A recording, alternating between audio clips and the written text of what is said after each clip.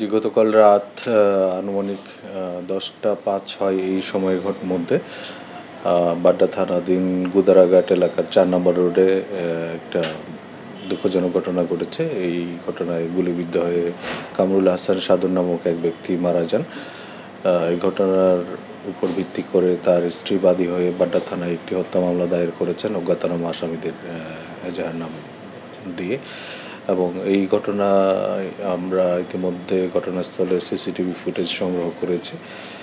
ঘটনার সাথে যারা জড়িত তাদেরকে গ্রেফতারপূর্বক আইনের আওতায় নিয়ে আসার জন্য পুলিশ কাজ করছে। আশা করি অচিরেই এই ঘটনার প্রকৃত রহস্য উদ্ঘাটন এবং ঘটনার সাথে জড়িত অপরাধীদেরকে আইনের আওতায় নিয়ে আসতে আমরা সক্ষম হব। আমরা ওই সিসিটিভি ফুটেজ এবং পার্শ্ববর্তী যে এলাকাগুলো সেগুলো সিসিটিভি ফুটেজ পর্যালোচনা করছি এবং এটার প্রকৃত রহস্য উদ্ঘাটনের জন্য আমরা পরিশ্রম করছি এবং আশা করি খুব দ্রুত সময়ের মধ্যে আমরা অপরাধীদেরকে গ্রেফতার করতে সক্ষম। আপনি যেটা বললেন এরকম একের পর এক ঘটনা না, এরকম ঘটনা বিশেষ করে যেখানে আগ্নেয়াস্ত্র ব্যবহারের মতো ঘটনা ঘটেছে এরকম ঘটনা খুব বেশি না।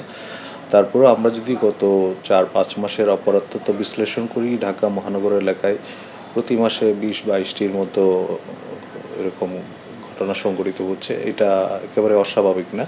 আমরা পূর্ববর্তী বছরের অপরাধ তথ্য বিশ্লেষণ করলে তাই দেখতে পাই। তো আমি মনে করি এইখানে জনগণের আতঙ্কিত হওয়ার কোনো কারণ নেই। আমরা ঢাকা মেট্রোপলিটন পুলিশের পক্ষ থেকে যে নিরাপত্তা ব্যবস্থা গ্রহণ করেছি তাতে নগরবাসীর চলাফেরার জন্য কোনো ধরনের থ্রেট থাকলে সেটা আমরা মাথায় বিবেচনা করে আমরা কাজ করছি। এই ক্ষেত্রে আমি বলবো এইরকম দু একটা বিচ্ছিন্ন ঘটনা দিয়ে আপনি আইনশৃঙ্খলা পরিস্থিতিটাকে আসলে বিবেচনা করা যায় না। সার্বিকভাবে অন্যান্য যে অপরাধগুলো রয়েছে যেমন চুরি, ছিনতাই, ডাকাতি এসব তথ্য যদি আমরা দেখি তাহলে কিন্তু অপরাধ প্রবণতা যে খুব বেড়েছে সেটা বলা যাবে না, বরং স্থিতিশীল রয়েছে। গতকাল না, এই ঘটনা যেটা ঘটেছে এটা কিন্তু আজকে থেকে 4 মাস আগের ঘটনা, জানুয়ারি মাসের। এবং এটা পুলিশের তৎপরতার কারণেই কিন্তু ঘটনার রহস্য উদ্ঘাটন সম্ভব হয়েছে।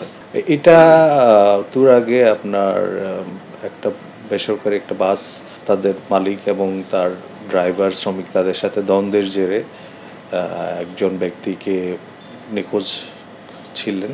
পরবর্তীতে সেই নিখোঁজ জিডির তদন্ত করতে গিয়ে পুলিশ ঘটনার রহস্য উদ্ঘাটন করে এবং এটার সাথে জড়িত 3 জনকে পুলিশ গ্রেফতার করে তুরাগ থানা।